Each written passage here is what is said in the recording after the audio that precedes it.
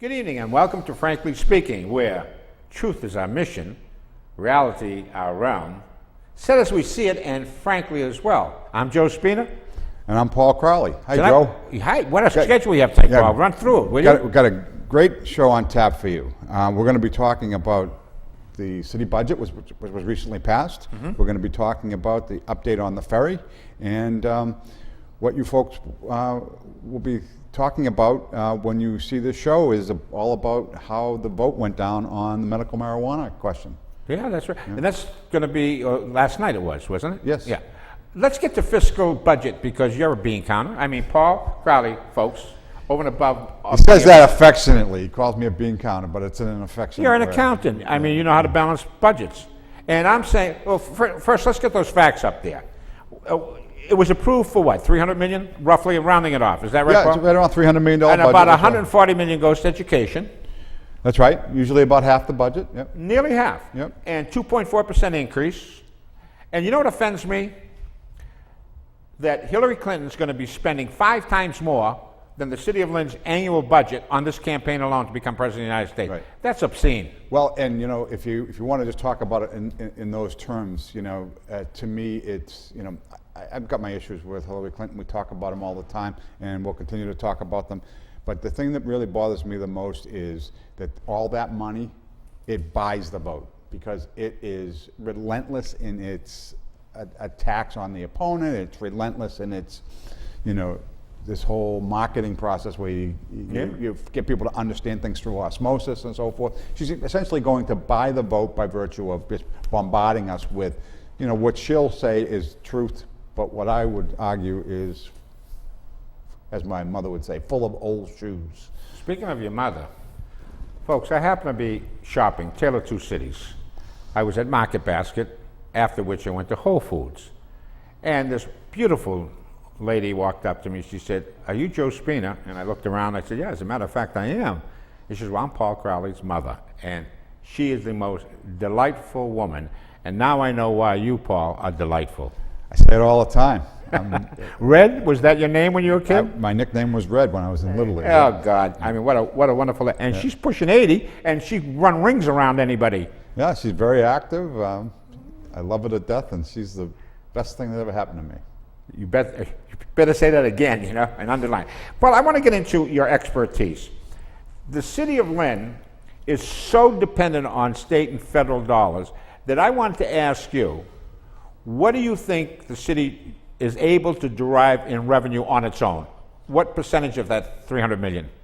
You mean like the tax piece of it? Yeah, real estate tax, excise tax, all the different vehicles that the city has to generate revenue from its citizens. What percentage of the budget do you think it is able to raise? Between 60 and 70% probably comes from local tax collections. How much?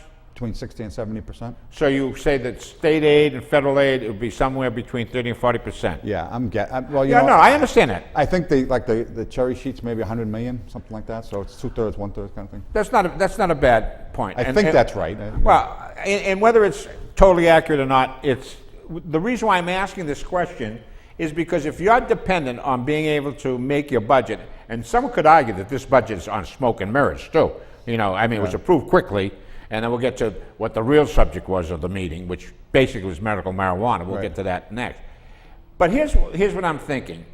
If you want to know why, folks, this city has problems, is because we have taken money from state, federal government. Now we're dependent upon them. So they tell us to jump, we have to say how high. Right. And that allows our city councilors to say, oh, we were mandated. We had to do it. Right. And we can talk about this in medical marijuana and all other subject matters because we take money. Well, how different is the state's demands that they place on the city of Lynn versus the EU's demands placed on the country of Great Britain? It's the same thing, right? They basically, so somebody outside of your community you don't really know is telling you what to do, how to do it. By the way, probably the single biggest cause of that is in the city of Lynn is the Department of Education in Boston telling the superintendent of schools how to educate her kids. And I'm going to tell you something. I mean, I know Dr. Latham pretty well. I got to know her a lot when I was on the city council. She's an extraordinary talent. She's the best thing that ever happened to the kids in the city of Lynn. And she goes through her days being told by the Department of Education what to do, and she goes to try to do it. And then the union comes up to her and says, wait a minute, you can't, you know. So Not to mention the federal government. Title this, Yeah. title that. Right, right. And basically, you know, they spend all their time trying to jump through the myriad of hoops that are placed upon them by the workers, the teachers, and by state and federal government, which is to your point about the local spending. And I want to expand that a little further. The whole concept of the United States, the beauty, the magic of our country, as our founding fathers envisioned, was this thing called federalism. Folks, federalism is simply this. Each category, local, state, and federal, has its own responsibilities, not to be pounced on by the other. Right. Okay? That doesn't exist anymore, Right. Paul. The federal government was originally, the Confederacy, if you will, was created, and its primary obligation was to protect the colonies, right, or to protect the 13 states. Right. So it was a defense thing. And beyond that, they really didn't have much of a role, right? That was then, this is now. And now they do everything. You know what the biggest, the fastest growing county in the United States, or Fairfax County, Virginia. It's the 5 or 6 counties that are around Washington D.C. Yeah. And the most affluent. And that's right. And they're also the wealthiest too. And this is at a time when we are struggling economically, and all these government officials, bureaucrats and elected alike, run around telling us what we should be doing and how we should be doing it. So, Isn't that folks, if great? you're wondering why we're a refugee city designated, is because we have no choice. Everything's imposed upon us. And when we get to medical marijuana, it's the same principle, Paul. I mean, that medical marijuana. That one I have to differ on, because Go ahead. you know, they actually in the paper today they talked about the vote. Yeah. In 2012 there was a referendum. So the electorate of the Commonwealth of Massachusetts voted overwhelmingly for medical marijuana, and in Lynn by itself the vote was 18,000 to 12,000, or 1,800, 12. Anyway, it was a substantial majority voted for medical Paul, marijuana. I mean, So that was a plebiscite, right? Yes, but in reality, who would be opposed for something that helps people in pain and suffering? No one. I mean, it was an easy one, if you want my honest opinion, okay? So that's my honest But it was opinion. also the slippery slope, is what you're saying, right? That the whole It has unintended consequences. Now, what I was talking about is the city council, or the city of Lynn, is facing a deadline of August 3rd to change its zoning laws to accommodate that legalization proposition that came about. Right. Right? Yep. And so now the state has intervened and said to the city, you must, not maybe, not could be, they say you must.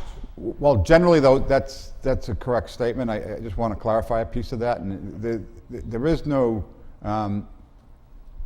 edict from the state that basically says on August, if they don't do it by August 3rd, on August 4th, the state's going to come in and slap them with an injunction or anything like that. It's nothing of the sort. What it is in actuality is it's the end of a 90-day period where the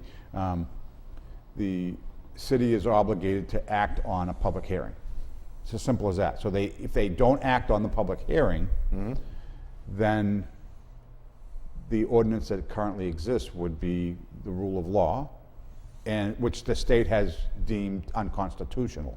So now you have the confluence of two contradictory positions. One is you can't do it in Lynn, and the state saying you must do it. You must allow it in Massachusetts. So then it's a matter of fighting it out in a legal way. Very well stated. So, there was a draft put together by the city council, correct? There was. As to location. And my understanding, correct me if I'm wrong, that the draft locations were the Linway, Commercial Street, and Western Avenue. Fundamentally, those three. Right. And there were certain posts between the two. Right, but it wasn't all of Western Ave, it wasn't No, all of not Lynn, all. right. It's just selected Sections of it. areas where they felt it made the most sense when they sat around the table and kind of ironed it out. And here at Lynn TV, Lynn Community TV, there was a wonderful interactive poll being taken by the station as to where would you place it. We got and 8 are you in votes. favor of it? We got 8 votes. With a couple of zeros after Yeah. it. Hopefully. Yeah. But yeah. Yeah, actually, if you have an opinion on that, I mean, do you, By all means, go on the website and do it. But actually, the Lynnway, regardless of the sample size, the Lynnway seemed to be the area of choice, which ruffles the feathers of the Ward 6 council. Could you explain why? well, I mean, I think You know him quite well. I know Peter. I served on the council with him for 6 years. I would say primarily the issue that Peter has with this particular thing is that the city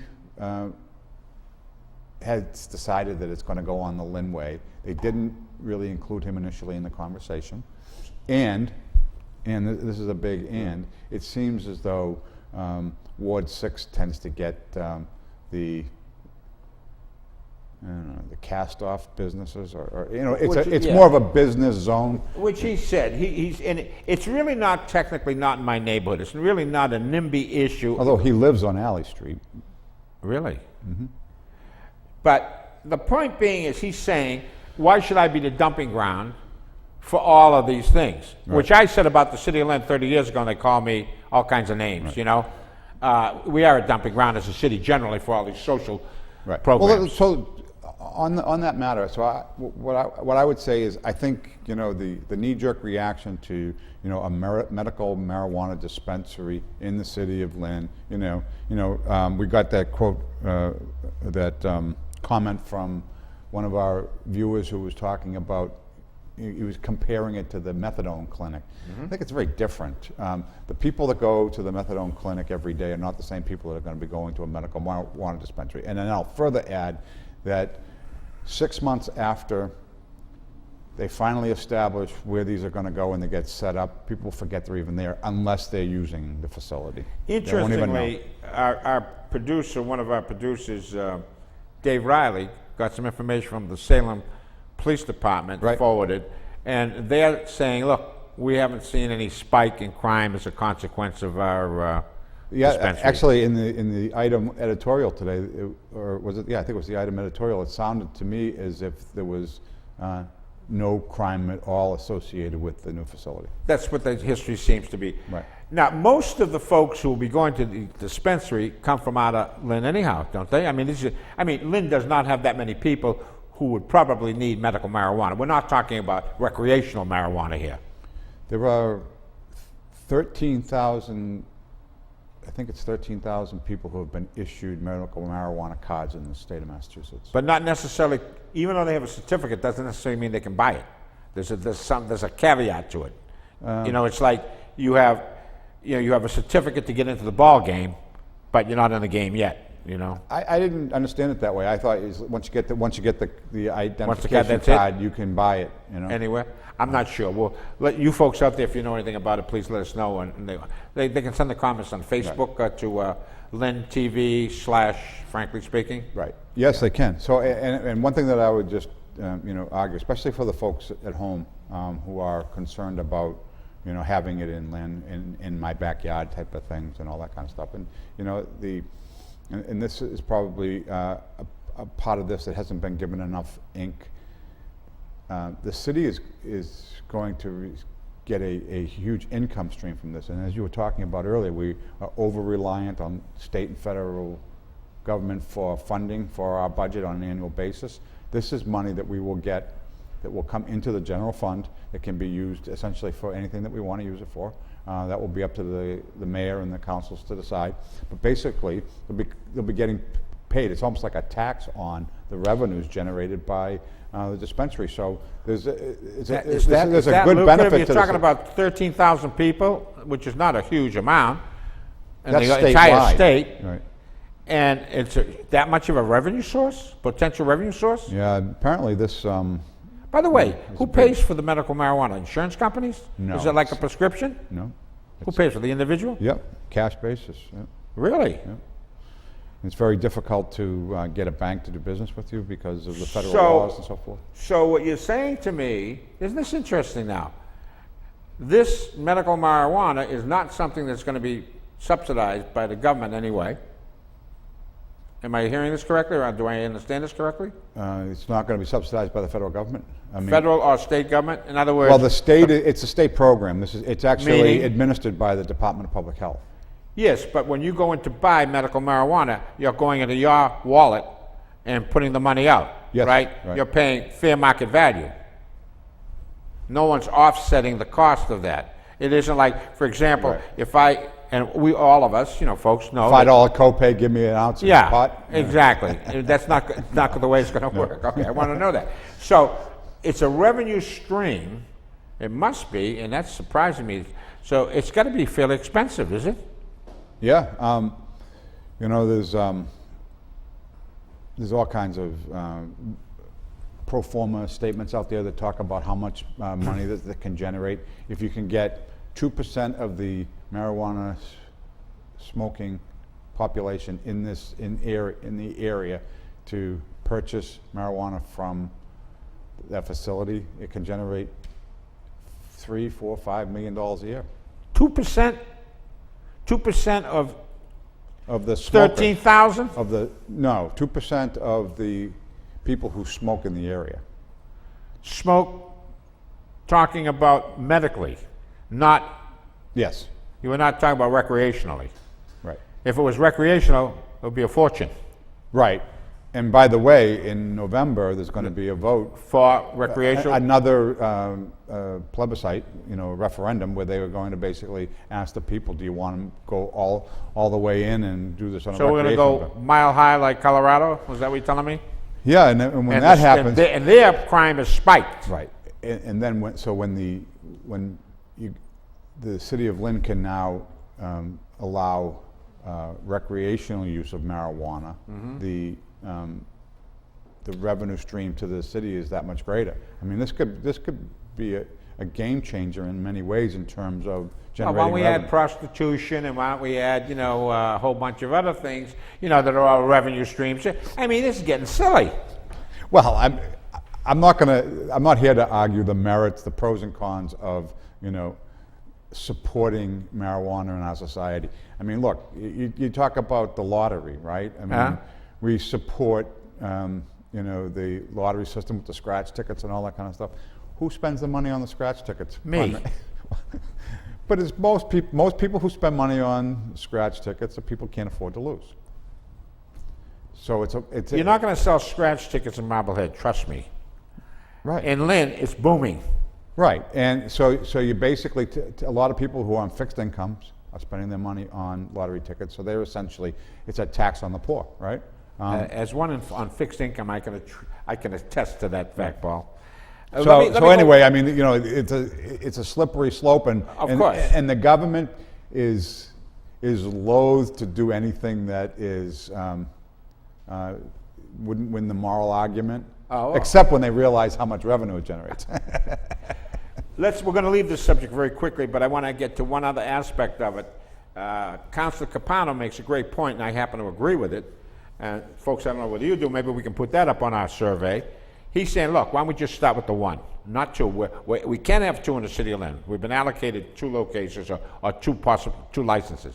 And he's saying, look, why don't we just take one to start with? Let's see how it works. Let's iron out all the kinks before we decide to go full capacity. Yeah, there's nothing wrong with that. It's reasonable, isn't it? But by the way, the setting the level at 2 is actually the city's idea, because basically, if you take the ordinance in its current form as being constitutionally illegal because of the Massachusetts mandate, there is nothing that can stop anybody from putting a medical marijuana dispensary in the city of Lynn. So if you want to put a medical marijuana dispensary in the city of Lynn, apply to do it. If you get denied, take it to court. You'll end up winning the argument in courts. So essentially, they can put as many of these dispensaries in the city of Lynn as they want. The idea that the city came up with was, let's offer 2, and we'll change the rules so that we can accept 2, and that way we'll have 2 in places where we are comfortable with them, instead of them just popping up anywhere. So it's... Do these dispensaries pay property tax, commercial property tax? Or are they considered nonprofits? They're considered nonprofits, but they don't own the real estate. They're considered nonprofits? Or they are? They are. It's a So nonprofit. consequently, they don't pay commercial real estate tax. So, No, but if they're tenants, the landowner would pay property taxes. so it Taxes would be incumbent upon them to buy property. There is no way that these dispensaries are coming into the city of Lynn and the properties where they conduct their business are going to get out of paying property taxes as a result of this. That will not happen. We'll have to think about that. I'm convinced of that. All right, we'll see. Saturday, we took the show on the road. We went out into the public, and we stopped at a local, in fact, it's been around for 77 years, and I Yep. know that because Capital Diner? yeah, it predated me. And had a nice Western sandwich, and you with your gluten-free whatever. And all of a sudden, a prominent political figure strolled in with his lovely wife, Maria, who I called something else, Sophia, I don't know what I called her, but it was Maria. Yeah. Maybe I called her Victoria. But she was lovely and patient as he jibber-jabbered with you about anchors away, my boy. Yeah, the ferry, yeah. The ferry. Yeah, so Tom McGee, you know, as everybody knows, is a senator from Lynn and surrounding areas, and he's the chairman of the Senate Transportation Subcommittee. Aha. He's been a strong proponent of the ferry, and he was devastated and very vocal in his opposition to the state administration's position, the Baker administration's position on funding the operations of the ferry for this year. They said no to it, and he was, you know, clearly upset by that. I mean, that was all in the paper. But we got a chance to speak for a few minutes and talk about what's going on here. And you know, I'm in a kind of a unique position relative to this whole thing because I'm one of the members of the Seaport Economic Council, which you know, distributes funding for seaport-based projects to generate economic activity. So you and Tom McGee would work hand in hand? Yeah. Or supplement, Yep. complement one another? Is that Yeah, right? and I've actually, I had a conversation with the assistant chair of the Economic Council, and she wants to have a meeting with the mayor and Jim Cowdell to try to get Lynn's priorities ironed out so we can figure out where we take this thing. So I never say never. I'm not sure where this is going, but it's a very positive step, I think, in terms of being able to get the conversation back on the table. Let me go through a couple of facts, folks, if we have it up on the screen. $4.5 million was promised by the federal government. Moulton was doing a victory lap, if I'm not mistaken, that they were going to get funding to buy a new ferry. Is that correct? And that's on hold, because if you don't have a service, what do you need a ferry for, right? Secondly, to date, and that would include 2 years, is that right, Paul? 2 years, $7.65 million. There were 2 years of operation, I know that for sure. And the investment has been close to $8 million, is that correct? For those 2 years, that's been invested already for improvements, et cetera, et cetera, et cetera. And another fact that fascinated me was that 80% of the riders come from outside the city of Lynn. To your point, which was a stimulus for economic development, which is a positive. Well, it's not a stimulus for economic development if 80% of the people from outside of the city of Lynn come to Lynn, park their car, don't pay for parking, can't get a cup of coffee, can't do any business before they get on the ferry, go into Boston, and they can't do any business when they get, you know, what you need to do is there needs to be some economic activity that's generated off the traffic that comes in, and there isn't any. For example, the city doesn't charge for parking. Okay. And there are no retail establishments in and around the area where the ferry is. And that's probably what would be really helpful, I think, from the state's perspective, if they saw that, because that might be the law that gets people in. You know, I mean, how many times, well, put it this way, so getting a cup of coffee, right? Every morning I drive down Walnut Street, I drive down Myrtle Street, get on Walnut Street, and then I cut through West Lynn to get to the office, right? and I drive by the Walnut Street Cafe. Every day. Everybody knows the Walnut Street Yeah. Cafe is there. It's a great place. But it's on the wrong side of the street from me. And, you know, I could go out of my way, I could turn around and go back, but they have great coffee. And I know Jim Chalmers, good guy, and all that kind of stuff. And I really would like to be going in there more regularly, but it's easiest to go in there when I'm on my way home, and I don't want a cup of coffee then. So it's a long-winded way of pointing out that when you talk about people commuting on a daily basis, they're looking for convenience in every way they can. You know, that's why we have drive-through coffee shops and all that kind of stuff. So there needs to be something that makes it easy when you're coming from work to go into the ferry parking lot, get on the ferry to go to work. Not just the convenience of not having to wait in traffic. It needs to be more than that. And I think that will get your numbers up, and it will also justify, I think, more fully. Will this be discussed with, was it Kirk? Is that her name? Yeah, the former mayor of Gloucester is So would Caroline you Kirk. and she and the board be discussing how to vehicle No. that type of activity, or No. that's separate from? The role of the commission is Yes. to approve The ferry service? proposals. Okay. So what Carolyn Kirk wants is to meet with the mayor, understand what her priorities are. Right. And kind of, so everybody can be on the same page in terms of the direction that the mayor will take the initiative. So the mayor with Jim Cardell, the EDIC director. Who owns the land, by the way, where the ferry is? The city or private? It's EDIC. EDIC owns the land. So consequently, you could put in shops, boutiques, which would make sense what you're talking about. I mean, if the ferry right now is seasonal, are they thinking about extending it to year-round? I think so. So there was talk about, we did like, and I don't remember the exact numbers, but there were 12,000 unique riders. But they weren't. No, 12,000 rides over the course of the first summer. And Went up then to almost 14. And Yeah. so called 14 for the second. Yeah. But if you do the math, it's like 200 a day. And while I think that's what the numbers work Yeah, out okay. to. But is 200 enough to justify doing it? And I think, look at it this way. So if 200 is what they were doing at the end of last year, what's their capacity, and how do you get from 200 to capacity? Because once you're at capacity, it's going to be very hard for anybody to turn down funding something like that if you're getting full capacity. And I think the way you get to full capacity is a combination of things. One is the marketing, continue growing it, but also developing that revenue stream that will be in there that can help to subsidize it and will encourage more participation in it.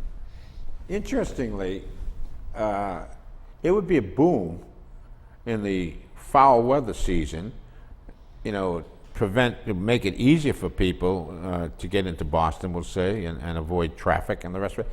It has a lot of benefits, a lot of potential has to be thought out. I believe it's about $700,000 a year that would. That's what they were looking for the- this year, right, yes. Yeah. And so we're not But talking. that's 100% subsidy, though. Yeah, and that is not an astronomical figure in the universe of a $34 It million is when you talk about it in the budget. terms of 100% subsidy, and then you do the math on, the 200 per day and all that kind of stuff.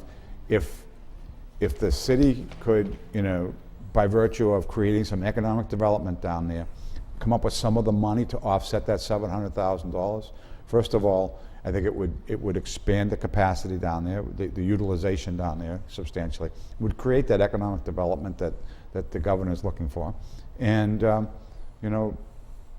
reduce the burden on the Department of Transportation and/or the Economic Council. By the way, the Seaport Economic Council is not in the business of funding operations. They want to put capital into a project to develop the site so that it can generate revenue, not Yeah, I just get you, yeah. go like this all the time. And how I feel fiscally. I have a very hard time when the elected officials are fine with just putting all the burden on the taxpayers. There needs to be a public-private partnership kind of thing going on. We need some participation from the city and the state in terms of a catalyst to make it work, but that not in terms of just footing the bill entirely.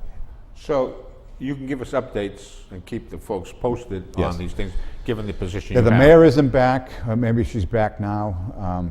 She had a nice trip. She took her went to- mother, would you believe it? Yeah. She They took her went- mother they- and her family on they went a to Spain. European Yep. cruise. Yeah, so when she's back, you know, I think I've already talked to her chief of staff, and we've talked about getting together and having this conversation, and I hope we can have it quickly, and we can kind of get the ball rolling again, you know?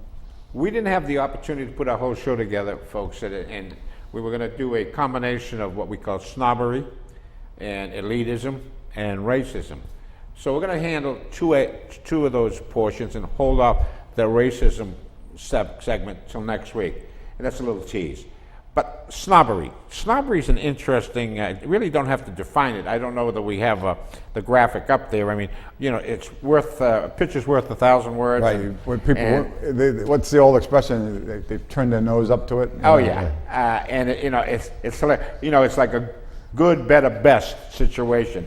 And I don't know which graphic is up there, but if it's the one that says "you were saying" when it has this individualist, you know, or is it the one that says "good, better, best," snobbery? And you can just take a look, and we don't have to go any further than that.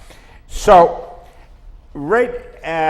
Invested in snobbery, you can move toward a thing called elitism, because elitism and snobbery, you must say, are somewhat related, huh, Paul? Yeah. And there's a wonderful, wonderful example of a major retailer, and I'd like to have that go up there, and we'll read it to you. Paul, I don't know if you've got it or I've got it, and it's Abercrombie and Fitch, and Yes. they did an ad, and a proud ad, as a matter of fact, in which they said, and I have it, I don't know whether you have it, Paul. Is it up on the screen? And it says, when asked why he, this is the CEO of Abercrombie and Fitch, his name was Michael Jeffries, refused to make clothes for larger women. Here's what he said, quote unquote. In every school, there are the cool and the popular kids. And then there are the not so cool kids. We go after, we meaning Abercrombie and Fitch, we go after the cool kids. We go after the attractive all-American kid with a great attitude and a lot of friends. A lot of people don't belong in our clothes, and they can't, accent it, they can't belong. We are exclusively, absolutely, exclusionary, absolutely. That's why we hire, listen to this one, Paul, that's why we hire, I don't fit into this category, you do. Yeah. Oh, no. That's why we hire, and certainly Pedro Diaz falls into this category. Pedro's a We hire looker. good-looking people and Dave Riley in our stores. Only good-looking people, because good-looking people attract other good-looking people, and we want to market to cool, good-looking people, and then they say, we don't market to anyone other than that. Right. So I'm out of this mix. And me too. Oh, no. I certainly was when I was a kid, that's for sure. What about you folks out there? I mean, you're going to go to Abercrombie and Fitch. Do you fit that definition? Is that elitism? You know, I don't have a problem with it. I honestly don't. You know, if you know, it's a free country. That expression, we hear it all the time. If that's what they want to do, that's fine. What I want to have a conversation about is, you know, the notion that they're doing this, and there is somehow a snob appeal that applies, that is superimposed over a society that today throws the word racism around like it's, you know, So, you know, it's too common a word, you know. You remember Groucho?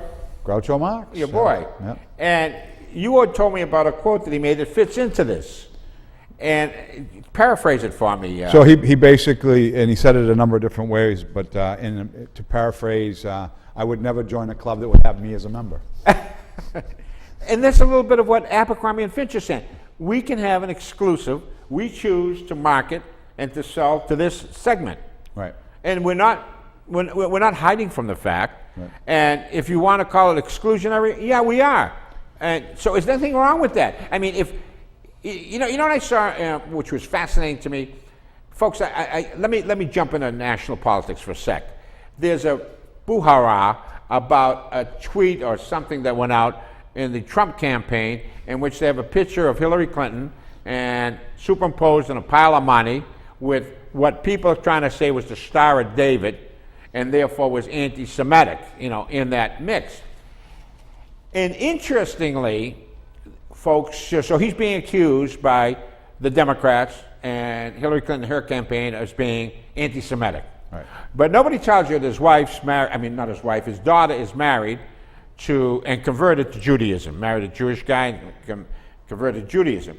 And nobody tells you that when he bought Mar del Lago, is that the name of it? Yeah, that was down in Florida, where he insisted on allowing all religions and He nationalities. insisted that they could not exclude Jews or African Americans Right. from his club. And the clubs down there did not allow them. They talk about exclusionary. Right. It was in their minutes, Right. not minutes. what they, So here's the thing I'd like to say about this Abercrombie and Yeah. Fitch. All right, so Abercrombie and Fitch comes right out and says we're snobs and we like being snobs and we're going to continue to be snobs.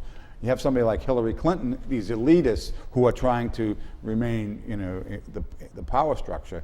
They pretend that they are not. That's the thing. They are every bit the snob that this guy from Abercrombie and Fitch is, but they refuse to admit it. They pretend otherwise, and that's the part I don't like. well, Abercrombie and Fitch are not really saying that we are superior.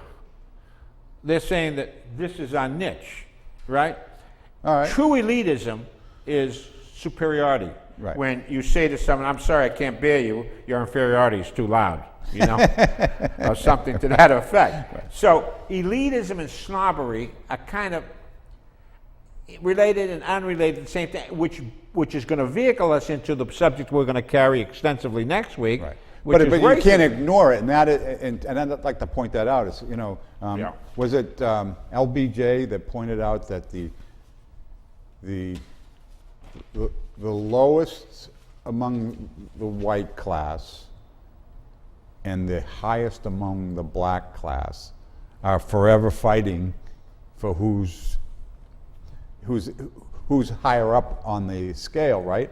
And why does he do that? They actually want that to happen because it allows them to be distracted while, as he put it, we can continue to fleece the American public, right?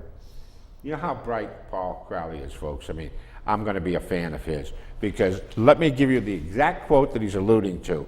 And we're talking about LBJ, Yep. right? And he had this to say. By the way, LBJ, President of the United States and the leader of the Civil Rights Movement. 1965, right. He said, I'll tell you, and this is quotes, this is an exact quote. He said, I'll tell you what's at the bottom of it. If you can convince the lowest white man that he's better than the best colored man, he won't notice you picking his pocket. Hell, give him somebody to look down on, and he'll even empty his pockets for you. Pretty cynical. Right.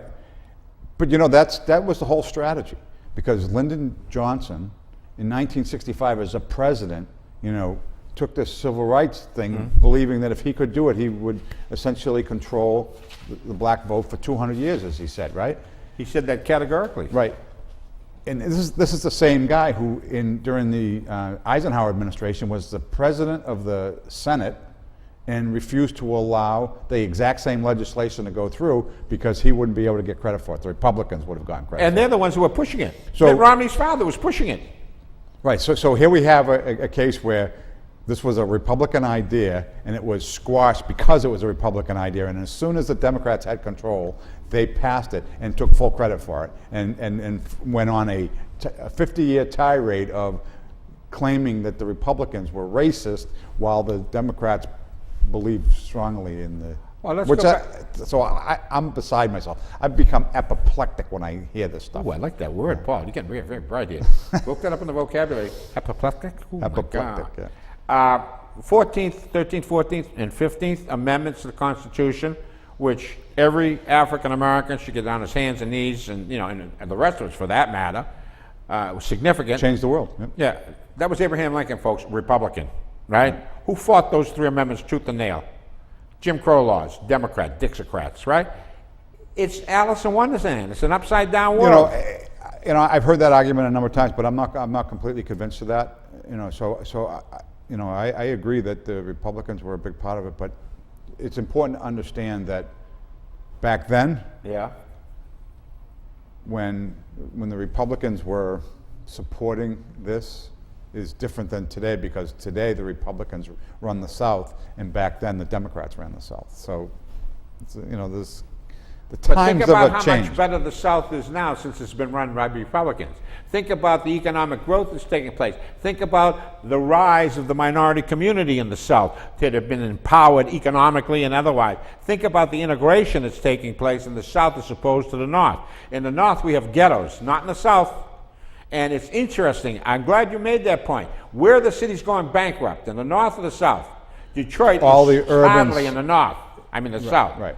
Right. So the urban areas up here in the North are, in decay, or have been decaying, whereas they're booming. Whether you're talking about Atlanta, whether you're talking about Charlotte, whether you're talking about Jacksonville, and on and on and on. And Texas is booming, as you well know.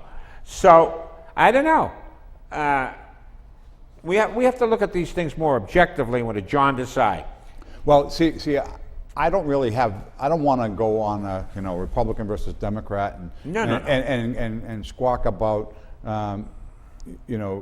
what's right and what's wrong.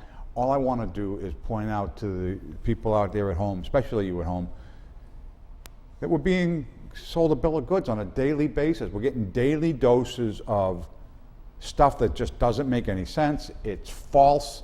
It's patently false. And as long as we continue to support, like, Hillary Clinton as a Democrat, Barack Obama as the current president, who they flat out lie on a regular basis to convince us to go along with their way of thinking, when all they really want is to keep us down and stay in power. And that's all there is to it. And again, Democrat, Republican, they're pretty much all the same. I want to get into something, folks, and we're going to test Paul Crowley's Nostradamus ways, right? You can see into the future. Well, if this is now Wednesday because of the It is. taping, We're you going can to tell be me showed about what on happened Wednesday. yesterday I'm morning. going to be talking about an event that took place yesterday, even though we're taping on the day that it's going to take place. Somewhere by the end of our taping, the director of the FBI is having a press conference. And I want you, Paul Crowley, to tell me what you think he's going to say in that press conference.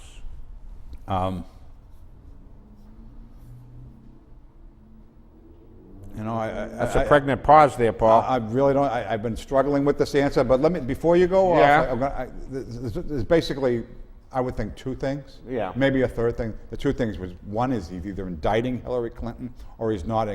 No, he's going to recommend indictment, or he's not going to recommend indictment, and he's going to say there aren't enough facts to support it. So it'll be either one of those things, or the third thing is that he's going to do it at a later date.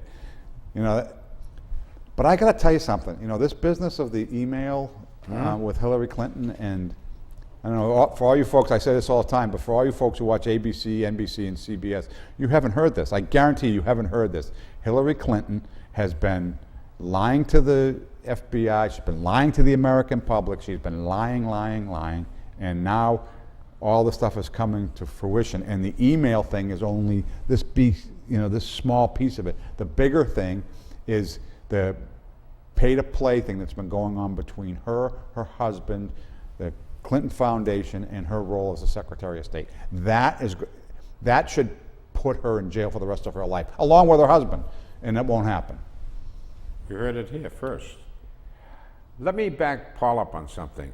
And if you folks out there, listen to me carefully. And you're right about the mainstream media falling down on this. And it's almost... They're not falling down, they're protecting her. That's true. Because they're part of the power structure. Globalism. Yeah. I don't know whether you folks It's a know shame. this or not, but Putin owns a big chunk of American real estate because of Hillary Clinton. And that chunk of real estate that he owns happen to be uranium mines on U.S. territory, because Putin owns 20% of our uranium supply. Is that correct? Am I saying that? Well, not Putin, Russia. But Putin is kind of the I'm CEO, right? personifying it. Yeah, right. okay, I'm yeah. personifying Russia, meaning Putin is in charge of it. Yep. And that was done in which that transaction netted $143 million to the Clinton Foundation, while Hillary Clinton was Secretary of State that had to approve that deal. And then that has not come out of power. That is almost treasonous, Paul. Almost, it is. And in addition to that, didn't Bill Clinton get a bunch of speaking engagements over in Russia as a result of it? Yeah, you got about 500,000 for a 20-minute how you do. Yeah. Hello, folks. And as we speak,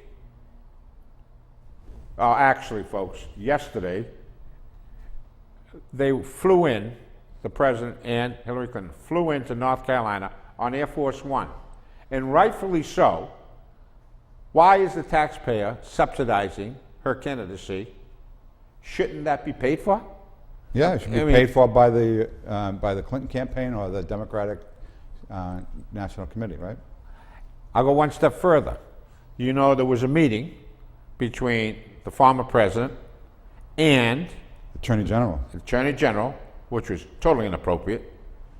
And if that had been done in a Bush administration, The liberals will Attorney be General would have screaming. been gone immediately, right? Yeah, ABC, NBC, and CBS wouldn't leave it alone if that was Leave it happening. alone. They'd be pounding it. But what are they doing now? They're giving it a good leaving it alone, aren't they? Not only that, Nothing to see here, she's been folks. promised. Move along. She's been promised to be kept on in the event that How's Hillary that? Clinton gets elected. Right. Yeah, so they offered her to keep her job if she votes the right way on this. So here's my prediction on what's going to happen after the fact. This is after the fact. I think Comby, that's his name, right? Comey. Comby. Nice, thank you, Paul, for the correction. He might just resign and protest. Does anybody realize that? And if he does that, that's devastating, right? And they say he's like the straight shooter of all straight shooters. We'll find out, won't we? Because anybody that has any moral compass whatsoever realizes how corrupt this thing is. The system shocked me. You know that gal that you kind of like on Fox News, Christian Powers? You know, she's a liberal too. Yeah. a liberal. But She came she's up there on and it. said, She's she on said it. the system's rigged. The system's rigged. And it is. And this is what we're trying to fight against, Paul. And it's at all levels. It's worse at the federal level than it is at the state level and then at the local level. So What are you looking up I there? I heard this Yeah. term and I have to share it with you, Joe. So there's an article in the Daily Beast, and if you folks get a chance to read it, it's why the world is rebelling against experts, and experts is in quotes. So they're alluding to the notion that Americans, and not just Americans, it's kind of a worldwide phenomenon going on. There's a rejection of, it's called neoliberal crony capitalist. Oh. And I love this term because, you know, Neoliberal? Crony capitalist. which neo-new, right? Is that Yeah, new. the new liberal crony capitalist? And you know, people think of capitalism in a positive way. They say that's great, it's competition, everything good happens. But when you put crony in front of capitalism, which is really a lot of what goes on in this country, it's not capitalism at all. It's not competitive at all. The competition is over the favors that you get from one or another. The reason why Hillary and Bill Clinton do so well for themselves is they play their positions of authority off on others to get what they want. So they say, look, I'll give you this, 20% of the uranium of the United States to Russia in exchange for you making huge donations to our foundation and putting, hiring my husband to do a bunch of speeches for $500,000 and so forth. They do all that stuff, kind of nice little thing. That's not capitalism, that's crony capitalism. I call it fascism. And when people, well, it is, because Yeah, I know, it's fascism. because the big thing By about any definition. fascism, the biggest thing about fascism is it's the collusion of government and big business, right? Isn't that essentially what? Yeah, crony fascism- capitalism right. is fascism. Yeah, and so you have folks out there laying terms on, well, for example, Donald Trump, who's a fascist, Mein Kampf, and all the rest of that type of stuff. He's hardly any of it. He's a nationalist. Right. All right. So it is true that fascism and nationalism, seem to be bedfellows, and you can't deny that. But But he's not talking about it in that nationalism in that sense. And in many respects, if you take the collusion between big government and big business, which is a form of which is fascism, right? fascism. And then you also couple that with the political correct narrative of the day. In other words, you can't say things for fear of being reprimanded if you say anything that doesn't follow the narrative. That's censorship in its truest form, right? So that's how. So for all intents and purposes, we're in a fascist state now, or very close to it. So how can you be worried about Donald Trump being a fascist and not be concerned that we're already pretty much there? I got a news flash. He's not a fascist. I got a news flash. He's not xenophobic. I got a news flash. He's not a racist. I got a news flash. He's not anti-woman. Right, they just say that because he is not part of the ruling class elite, and if he gets in power, it will upset the ruling class elite that exists today. They will never take him on the issues because they lose. Right. So when you're going to lose on the issues, on the merits, you have what they call ad hominem attacks, which is interesting to me. That means against the man, right? As opposed to, are there any such thing as against the woman attacks? I mean, God forbid that you mention the fact that Hillary Clinton is an incompetent. Oh my God, you're a sexist. Well, incompetence transcends gender. Well, I mean, it's funny, if you listen to Hillary Clinton, right, and you hear her speak, and I think about what she was saying during the Democratic primary, right? She was going up against Bernie Sanders, right? Feeling the burn and all that kind of stuff. And she was talking about, she was fighting him for the stage on, we're going to give away free stuff, we're going to give away free stuff, we're going to give away free stuff. And then, now that that part's over and they're talking general election now, you hear it say it, and the pundits say this on TV all the time. Clinton pivots to the middle, right? What does that mean? That pivots to the middle. Lie. She was lying before, and she's lying again because the reality is she has no idea what she's going to do other than make sure that she takes good care of herself. Yeah, they have to poll. They have to poll people. They want to say what people want to hear. One of my favorite quotes. I don't know if we can throw it up there, but we'll get it next week for sure. It comes from Napoleon. And I love it because it's so accurate. It says, in politics, right, stupidity is not a handicap. In other words, it comes with the job? It's what Trump's been talking about. What's he saying? Yeah. He's saying, you know what? Our leaders have been stupid. Right. They've been stupid on trade deals. They've been stupid on going to reckless wars, and et cetera. Well, why not call it what it is? Stupidity, but incompetence. It's not enough to just call it stupidity and incompetence because as I was saying before, the neoliberal crony capitalist premise basically says that in addition to being incompetent, they're also corrupt. And we will be back next week to find out how our predictions were. And don't forget, we're going to do an extensive show on racism in America, a conversation that must be spoken to it. Right. Paul. Yes, and just if you want to see a show that really kind of talks about it in real terms, it talks about it from the perspective of the individual. I think it's probably clear to say we should all look in the mirror and say to ourselves, "Am I a racist?" And I think the overwhelming majority of people will say, "No, I'm not." And you know what? We're being told time and time again that we all are, and I think that time that conversation ends. Until next week.